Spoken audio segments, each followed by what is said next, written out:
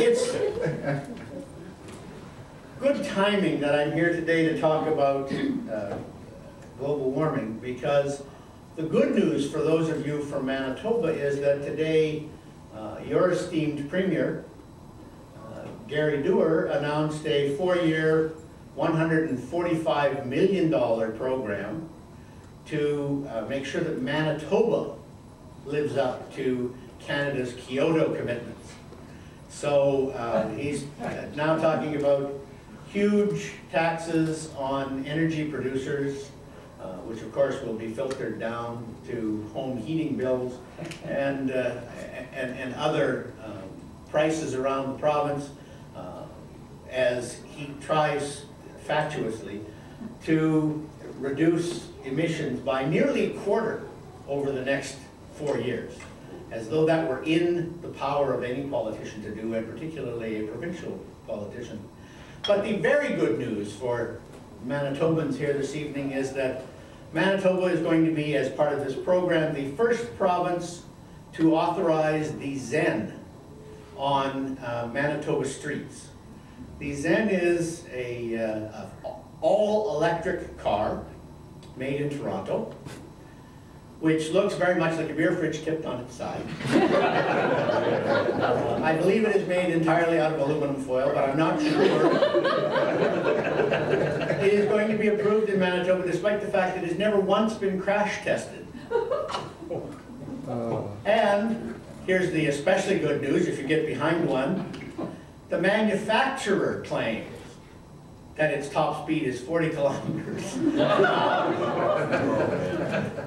Imagine your favorite stretch of 2-lane highway in Manitoba as the Zen putters along at the outrageous speed of 32 kilometers an hour, whining like crazy as it hits top end, and about 20 kilometers out of town stops completely because it's run out of battery. Welcome to the insanity that is being perpetrated on the developed world in particular in the name of saving the planet from global warming. Green is the new red.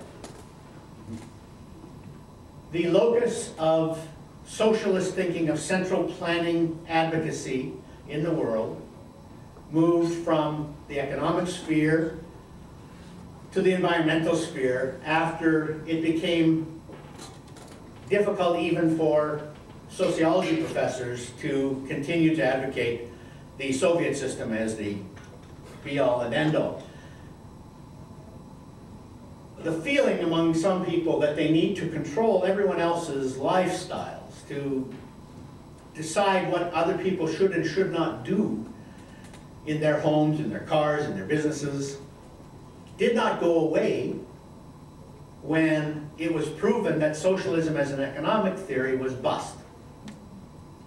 That impetus stayed out there and eventually started to gravitate around the environmental movement. I think that for an awful lot of environmental advocates, and even for a good number of climate scientists, the attraction of global warming is that it permits them to argue for greater government regulation again, arguments that they haven't been able to make for 15 years on the economic side, they're now able to make in the name of saving the planet. I think global warming, though, is the next Y2K. I think it's like the overpopulation scares of the 70s and the 80s, which have proven to be false. We were told in the 70s and 80s that the Earth would run out of resources by the late 70s, and by the early 80s there would be massive famines around the world. But of course the entrepreneurial instinct overcame the limitations of the world's food supply. Innovations were found because there was money to be made in innovation to help people grow more crops, better crops, on the same amount of land with less water, fewer fertilizers, all sorts of innovations that took place that made the doomsayers of the 70s look foolish. I think global warming is like Y2K in the population bomb. I think it's like the BSE scare. I think it's like bird flu pandemic. It's interesting that the bird flu scare only really caught on in the mainstream press in the last 2 winters. In fact, this past winter, we didn't hear much about it. We heard a ton about it the previous winter. There had been a doctor at Health Canada who had been warning against a flu pandemic, like the swine flu infection in 1918, 1919 that killed millions, 20 million people probably, worldwide. There had been a doctor at Health Canada who had been warning against the pandemic every year in December since 1998. I guess on the theory that if you do it every year until one happens, you're going to look like a genius when one finally does come along. But all of this, particularly global warming, puts me in mind of one of my favorite H.L. Mencken quotations, and that is that the whole aim of practical politics is to keep the populace alarmed, and hence clamorous to be led to safety, by menacing it with an endless series of hobgoblins, all of them imaginary.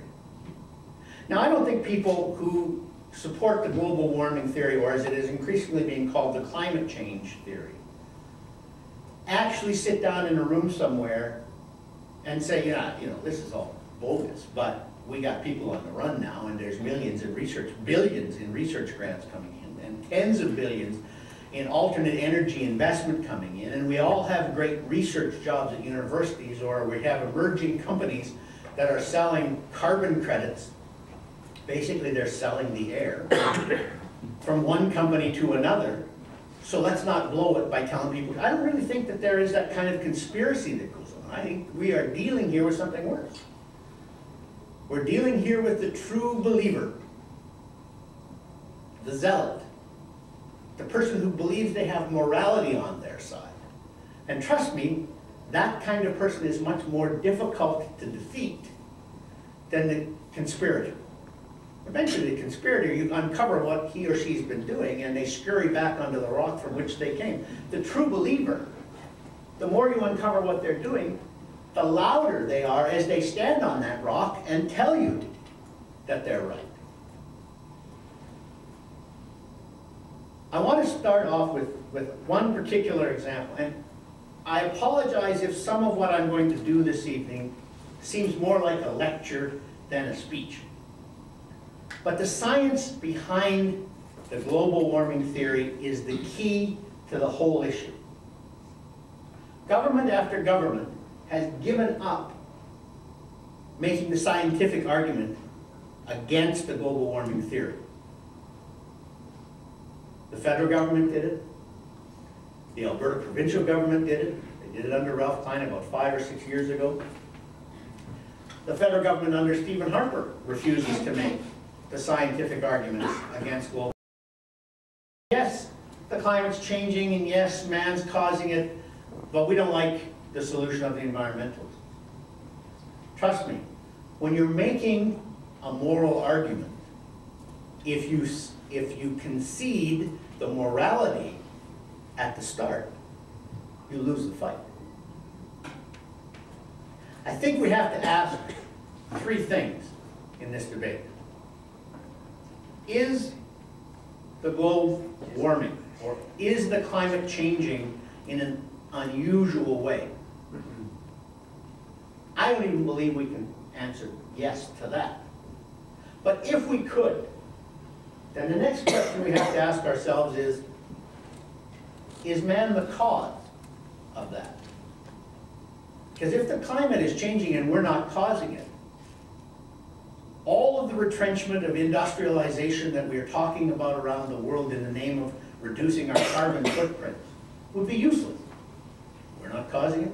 We can't stop it. And the third question we have to ask ourselves is, okay, if it's happening and we're causing it, will it be harmful? Now, I can't imagine that the weather in Regina was much better this winter, or in Winnipeg, than it was in Edmonton. The snow cover in the Northern Hemisphere this year was the greatest it has been since 1966. This has been the toughest winter in central Canada since they got the last tough winter they deserved. What the hell?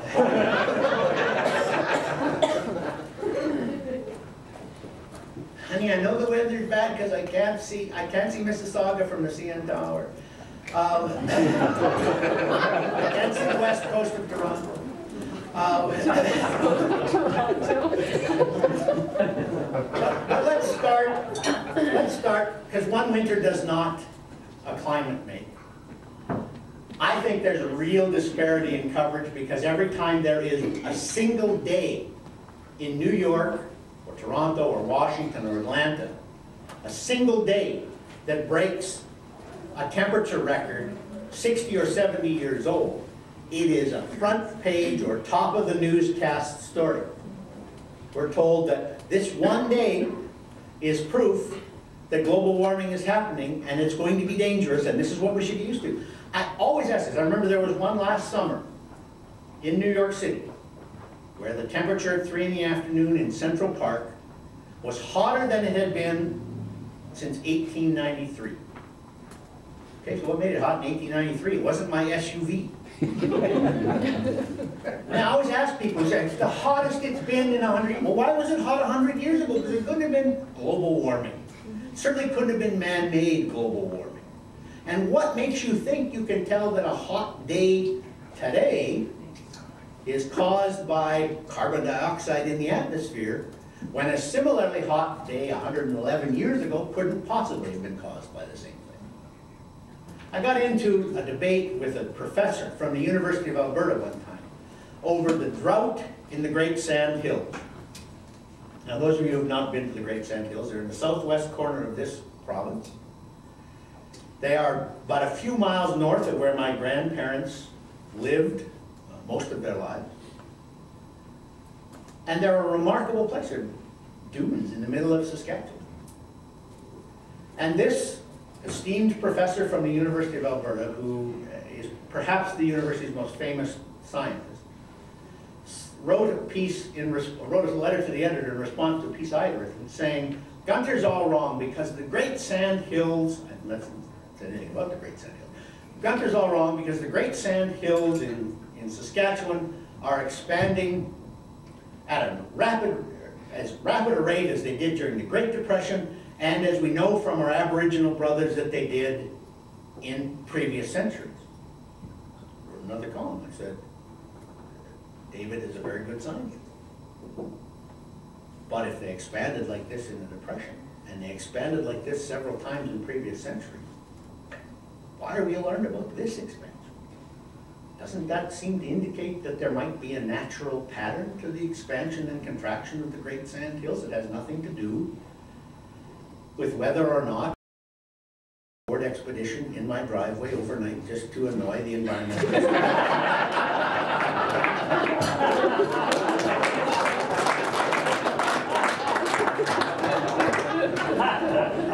Was it 2 weeks ago that there was Earth Hour where we're all supposed to turn off the lights? We were at a dinner party with some very dear friends. And our hostess is an absolutely charming woman.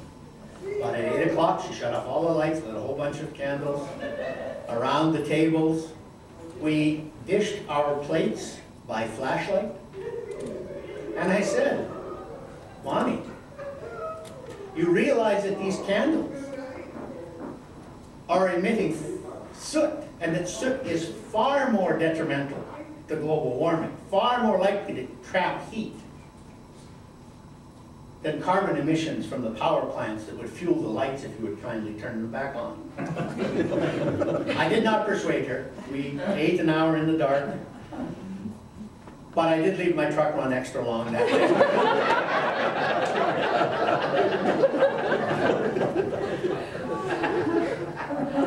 But that's, too, what we're up against. We're up against the niceness factor. Nice people don't want bad things to happen to the earth. So they will engage in what, to me, are completely meaningless and hollow. I mean, we had a story in the Edmonton Journal after Earth Hour was over saying that this Saturday between 8 and 9, there was 1.5% less energy consumed in Edmonton than there had been the previous Saturday between 8 and 9. Yes, of course there was, because there was an extra week of daylight. The sun didn't go down till almost 8:45. People didn't need to turn on. They didn't know Earth Hour was going on. I mean, this is the sort of hollow symbolism that appeals to upper middle class people who have more time on their hands than they know what to do with. But I want to ask you, because I want to give you one good example. I hope to give you several, but I want to give you one particular example of what we're talking about here scientifically. I don't expect anybody here to be able to say this. This is more of a rhetorical question. Just how much carbon dioxide is there in the Earth's atmosphere? Not enough. What percentage of the atmosphere? 1% is way too high. It's 4/100ths of a percent. Every time I say that, or I write that, and I say that, you know, this is a very tiny fraction of the atmosphere, somebody will write in and say, yes, but dioxins are very toxic and they will kill you even in small. Yes, but it's carbon dioxide, it's not dioxin. I'm not talking about the fact that we've released poison gas into the air. All of us in this room have been exhaling carbon dioxide all evening. Some more than others. Some more than others. I'm so animated. I'm trying to increase my carbon footprint.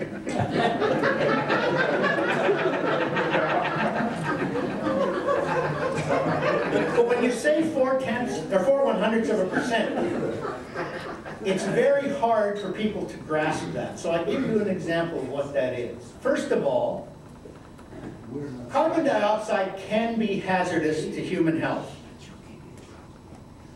Carbon dioxide can give you, it could kill you. If you walked into a sealed room full of nothing but carbon dioxide, you'd have no oxygen. It would displace the oxygen in your lungs and you'd die. But in order for you to get lightheaded from carbon dioxide in the air, its concentration would have to be 100 times what it is now.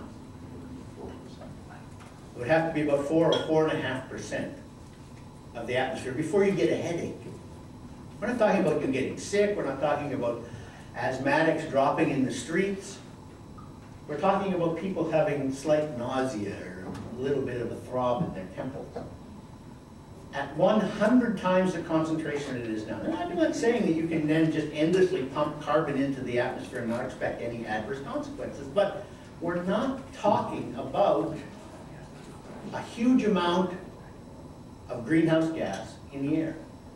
Imagine the whole atmosphere as 2,400 1-liter bottles of water. So we have 24 cases of 100 1-liter bottles. 98 or 99 of those cases would be oxygen and nitrogen, neither of which are greenhouse gases. So, of our 2,400 bottles, of our cases of 1-liter bottles of water, 99 of them are not greenhouse gases. In that one remaining box, there's 100 bottles. 98 of those would be water vapor, clouds, humidity, atmospheric moisture. Climate scientists don't even understand how water vapor interacts with solar energy to enhance the greenhouse effect. None of the major computer models that tell us we are hurtling towards climate catastrophe, not a single one of those supercomputer models can accurately reproduce cloud formation. Water vapor is 98% of greenhouse gas, and we haven't got much clue of how it interacts with incoming solar radiation to warm the Earth.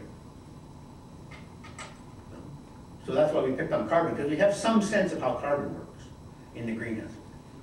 But of the two remaining, okay, so we had 2,400 bottles, we got two bottles that are carbon dioxide and the other greenhouse gases, methane, nitrogen, sulfur dioxide.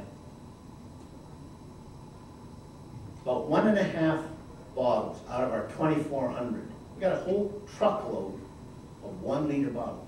1 and maybe 3/4 of the bottles are carbon dioxide. Of that 1 3/4 bottles, 95% is produced by nature. Decomposition of animals and plants, carbon releases from the ocean, forest fires, volcanoes. The amount of water, the amount of carbon dioxide that's man-made in the 2,400 liters is about equivalent to this. And Canada's contribution to this is 2%. Now, we could all stop driving our cars. We could voluntarily agree to become unemployed because we would let all of our factories be shuttered. We could completely devastate our economy for a fingernail width in this glass out of 2,400 liters. Now, it's possible for a substance to be so toxic that that much of it would kill us. But as I said at the beginning of this example, we would have to increase carbon dioxide in the atmosphere by 100-fold before some of us started to get headaches. Okay, so you say that's fine. The carbon dioxide in the atmosphere doesn't have any impact on human beings, but couldn't tiny increases in the amount of carbon dioxide trap a lot more heat close to the Earth and cause dangerous global warming? Possibly. But as I have been told reliably by many geologists and geophysicists and earth scientists, carbon dioxide is only capable of absorbing a certain bandwidth of reflected energy from the sun. So the sun sends a whole bunch of rays in. Carbon dioxide can only capture a few of those. And of all the solar radiation at that bandwidth, the carbon dioxide in the atmosphere is already capturing it. You can add more carbon dioxide, but because it's all of that bandwidth of energy is currently being captured by the existing carbon dioxide, any more carbon dioxide that you add isn't going to absorb more energy. Therefore, it isn't possible for it to warm up the Earth anymore. Now, there are scientists who dispute this, and they say that there are other ways that carbon can reflect heat back to the Earth, it can keep it in the atmosphere. That's fine. That's what the debate should be about. But on the political side, who has ever heard that out of 2,400 liters of water, this is all that humans produce in carbon dioxide in a year? Who's ever heard the bandwidth argument, that carbon dioxide is incapable, no matter how much more we put in the air, of trapping more energy from the sun unless the sun puts out more energy? Some of you have probably heard that the sun has a great impact on the climate, and that over the last 100 years the sun has been particularly active. I've also heard the theory that the sun, this is quite true, the Earth has tipped on its axis slightly. It doesn't have to be fractions of a centimeter over the past century, tipping us slightly closer to the sun, which would also account for.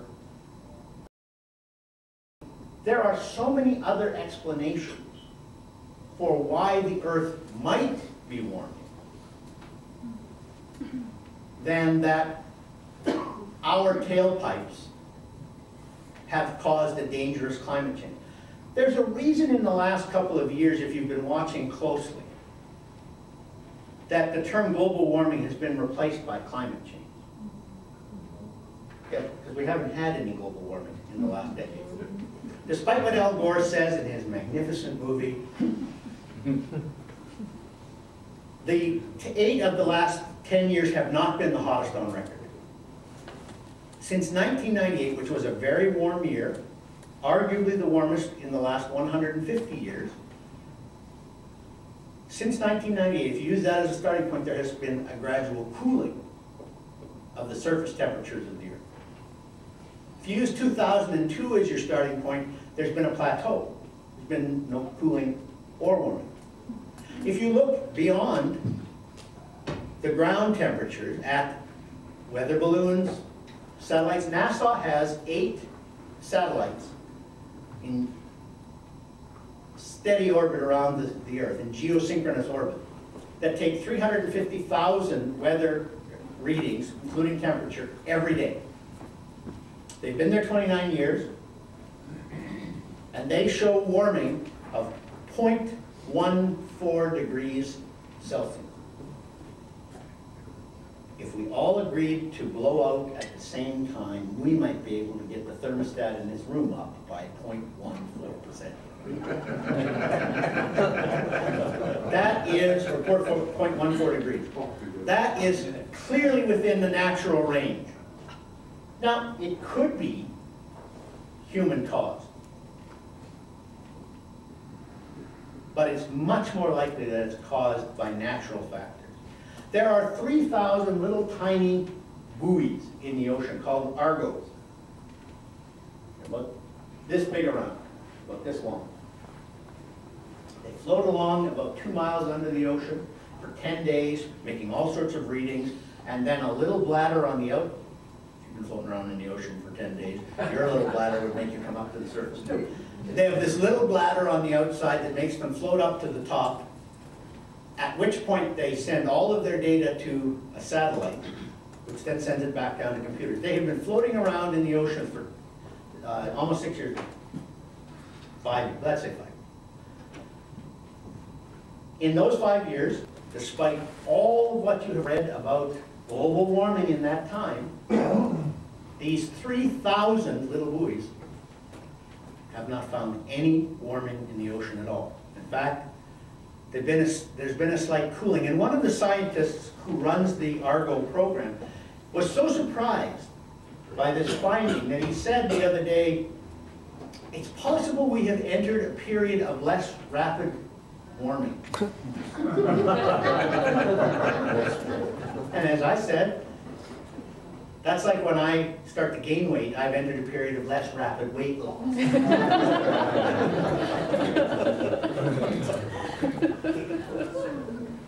The supercomputers that have shown, that have these climate models on them, the only place that global warming has actually occurred yet is in computer modeling. The computer models, as I said, they can't reproduce clouds. They can't even reproduce past weather. So when all of the variables that go into the formulas to project future weather are used by the scientists who run the computers to recreate past weather, when they use all of the formulas that they're using to tell us it's going to be doom and gloom in the future, they cannot even accurately tell us what went on in the past.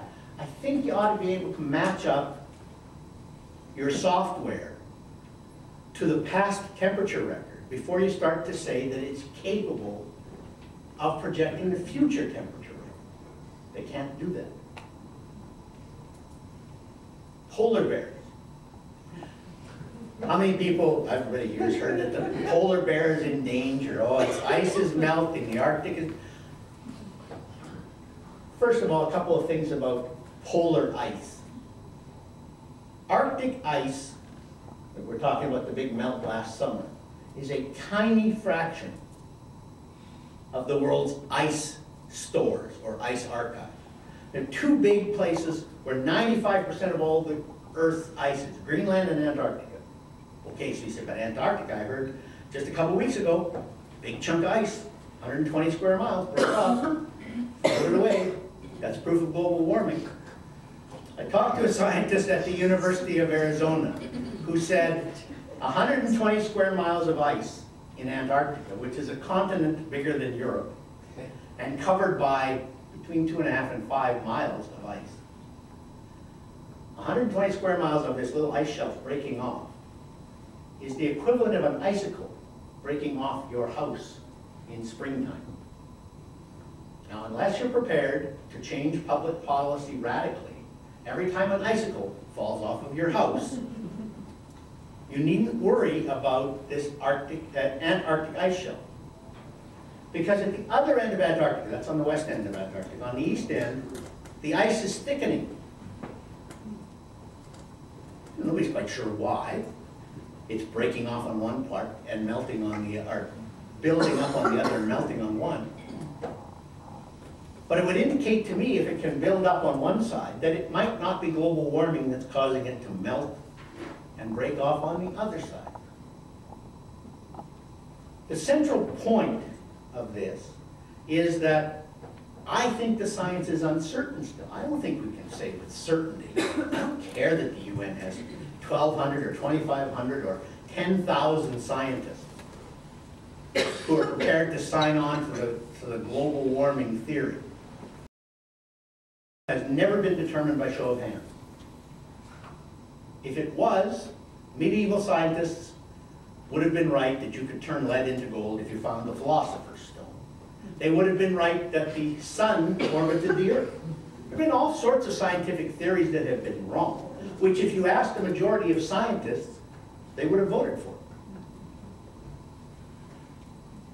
So when you hear about the polar bear and the Antarctic and the Arctic ice melting, remember first of all that Arctic ice is very thin. It's only a few meters thick.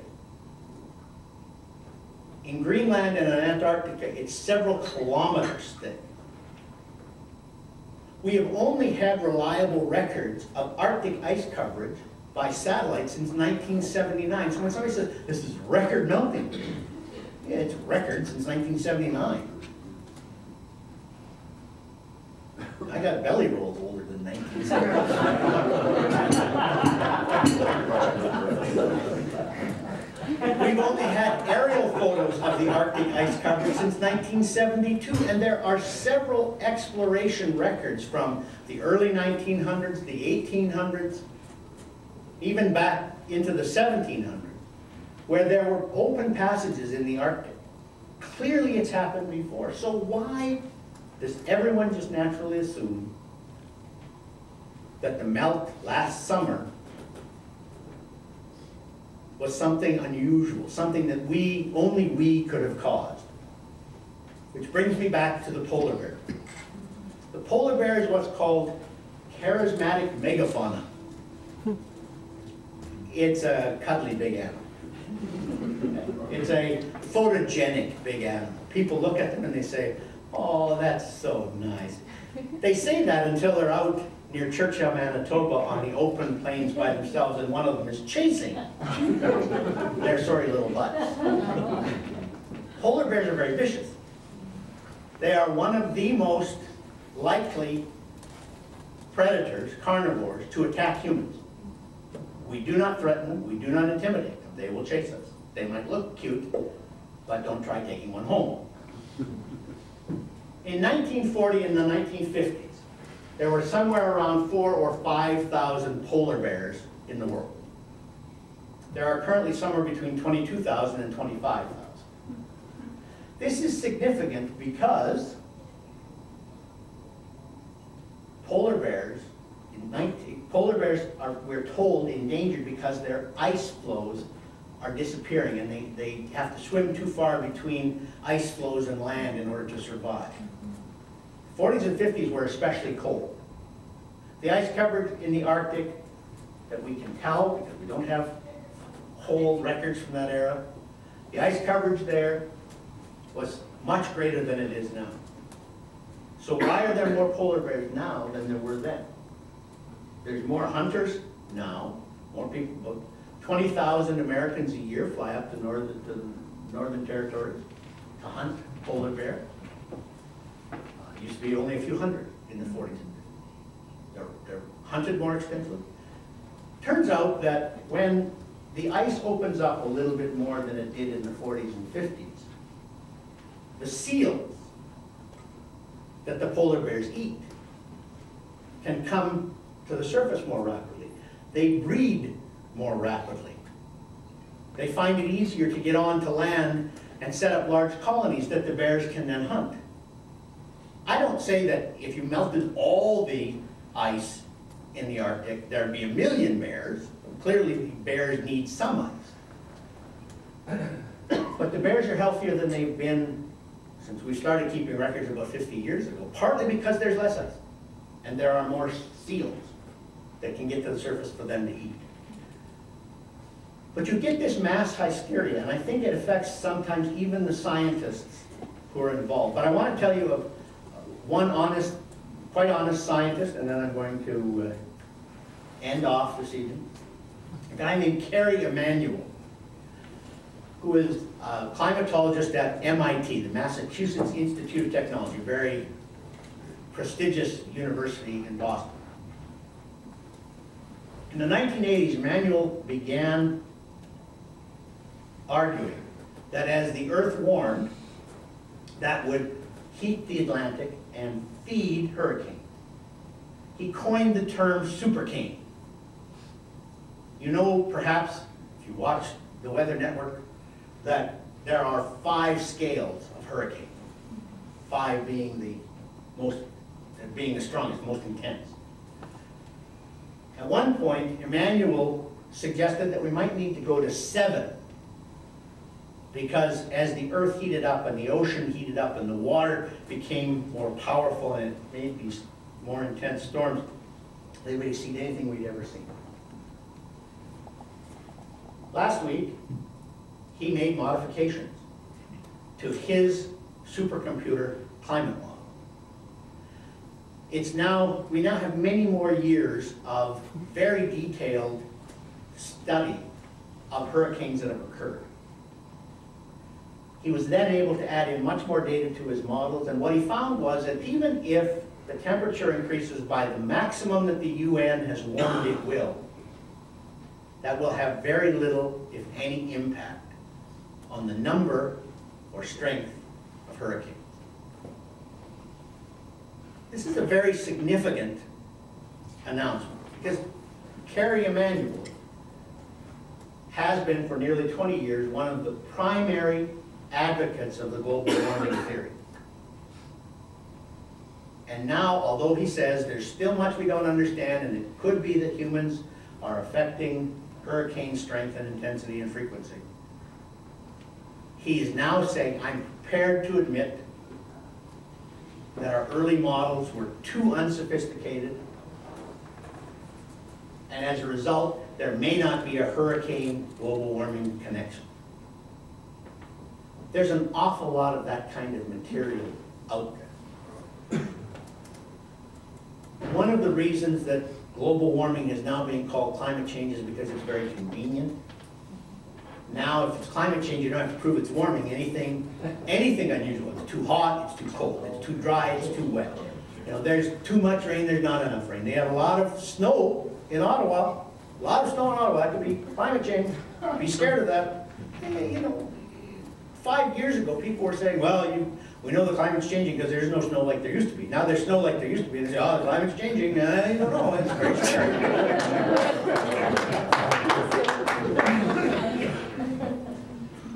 My mother, who was never from a farm background, my family's been in Saskatchewan since the 1870s.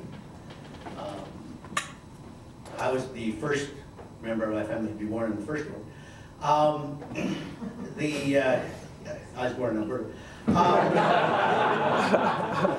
My family's been in Saskatchewan since the 1870s, and never farmers. We were implement dealers, insurance brokers. We were all the people that farmers thought were ripping them off.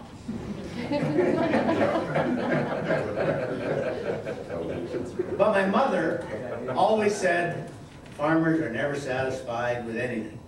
Still true. It's either raining too much or raining too little, or the frost came too early or it came too late, or there's no pleasing the farmer.